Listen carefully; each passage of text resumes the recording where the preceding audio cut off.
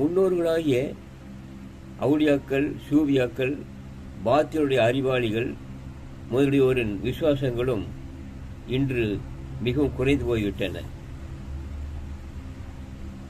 ஆனால் ஐரோப்பியா கீழ்நாட்டு தேசங்களாகிய Yunnan, Rome ஆகிய நாடுகளில்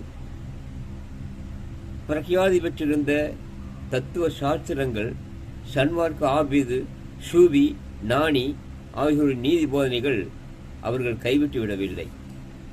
அங்கனமிருந்தும் நம் இஸ்லாமிய வாலிப ஜனங்களில் அநேக பேர்கள் ஐரோப்பிய நாட்டினுடைய கல்விகளை கற்றுக்கொண்டு அவர்களுடைய சீர்கேடான போக்கினை பின்பற்றி நம் பண்டைகால சாலிகீன்கள், அவுலியாக்கள், செய்குமார்கள், சூபிகள், பாத்தியுடைய உலமாக்கள் ஆகியோரின் ரூஹானியத் சம்பந்தமான மெயினான போதனைகளையும் அக்கீத்துடைய தத்துவங்களையும் திரஸ்கரித்து தீய கொள்கை உடையவர்களாக இருந்து வருகின்றார்கள்.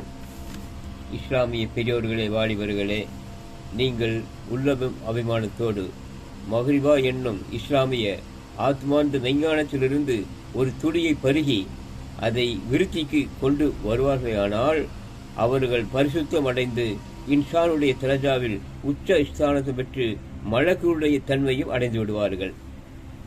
இஸ்லாமிய நாணிகளின் பக்கம் கவனமுடையவர்களாக நாம் முன்னேற்றம் அடைய வேண்டும்.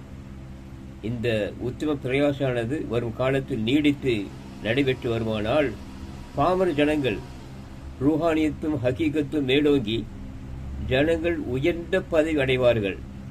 பொது ஜனங்கள் சிறப்பான உள்ளமுடையவர்களாக திகழ்வார்கள். வாலிபர்களே, மெஞ்ஞான வழியை பின்பற்றுவர்களாக, ஹக்கீக்கத்து உடையவர்களாக இங்கனம் வாலிபர்கள் நாண மார்க்கத்தில் கவனம் செலுத்தினால் ஷேக் அப்துல் காதர் ஜீலானி ரலியல்லாஹு அவர்களுடைய மேல் பதவியை உணர்ந்து கொள்வார்கள்.